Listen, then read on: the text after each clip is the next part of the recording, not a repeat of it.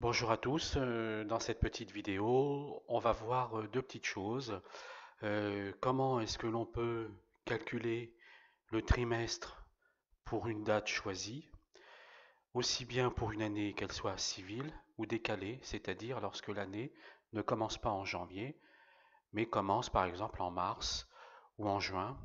C'est notamment le cas en comptabilité pour les exercices fiscaux. Tout d'abord pour l'année civile. Alors, pour calculer le trimestre d'une date, on va faire le calcul sur le mois. Donc on va utiliser la fonction mois, on va aller récupérer le mois. Donc je vais écrire égal mois et je vais aller récupérer le mois de la date qui est ici. Ensuite, ce mois, on va le diviser par 3. Pourquoi? Tout simplement parce que chaque mois possède un tiers du trimestre. Chaque mois correspond à un tiers du trimestre. Ici, nous voyons que pour le mois de janvier, nous avons 0,333333. Donc là, ce que je vais faire, je vais demander l'arrondi supérieur. Arrondi supérieur. Et pour avoir l'arrondi supérieur à l'entier, je vais rajouter un argument et numéro de chiffre, je vais mettre 0. Et voilà. Je sais que le mois de janvier se trouve dans le premier trimestre. Si je descends ma formule, je sais que le mois de mai se trouve dans le deuxième trimestre. Juillet, août, septembre, troisième trimestre. Octobre, novembre, décembre, quatrième trimestre. Alors ça, c'est bien lorsque l'année est civile. Maintenant, lorsque l'année est décalée, c'est-à-dire que l'année ne commence pas en janvier, mais commence à un autre mois. Voyons ça tout de suite. Bien, dans cet exemple, j'ai décidé que le mois de commencement de l'année décalée serait le mois de mai, et je veux tester la date du 7 décembre, et je veux savoir si lorsque mon année commence en mai, la date du 7 décembre, dans quel trimestre se trouve-t-elle?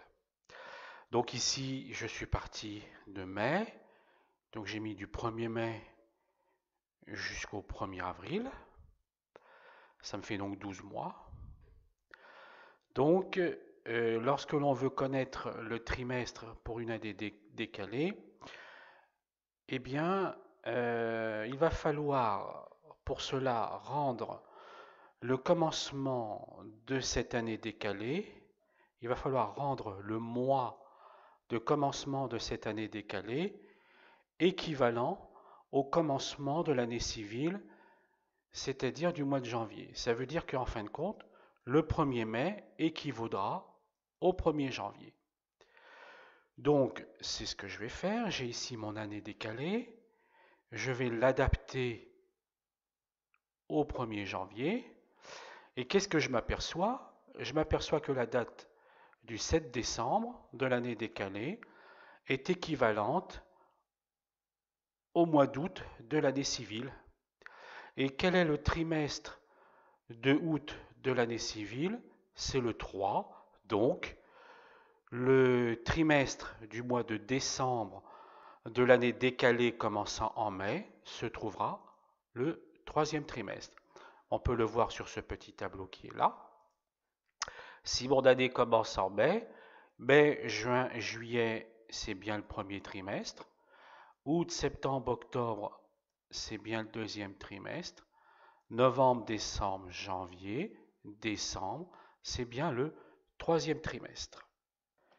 Seulement, comment faire pour rendre le mois de début d'année décalée, c'est-à-dire mai, comment faire pour le rendre équivalent au mois de janvier?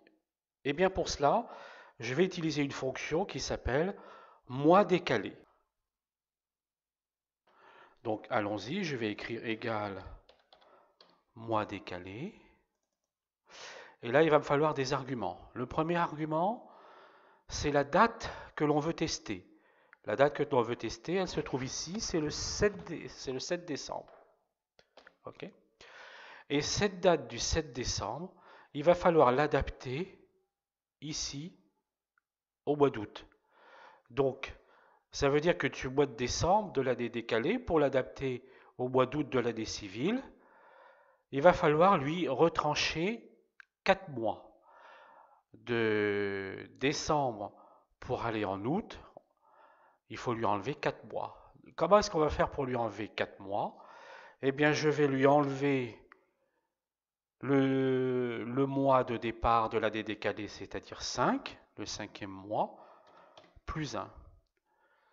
Voilà. Et là, finalement, je vois que le 7 décembre d'une année qui commence en mai correspond au 7 août d'une année qui commence en janvier. Nous savons comment calculer le trimestre pour une année civile, nous l'avons fait en début de vidéo. Eh bien, on va utiliser la même formule. Donc ici, j'ai ma formule mois décalé.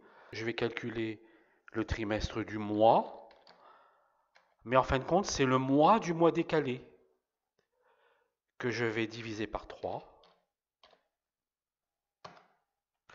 Là, ici, je suis en date. Je vais donc me positionner en nombre standard.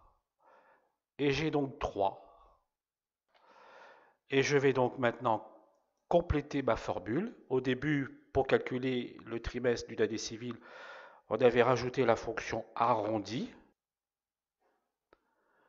Et là, je vais demander l'arrondi à l'entier, donc je vais mettre 0. Eh bien, nous allons tester avec d'autres exemples.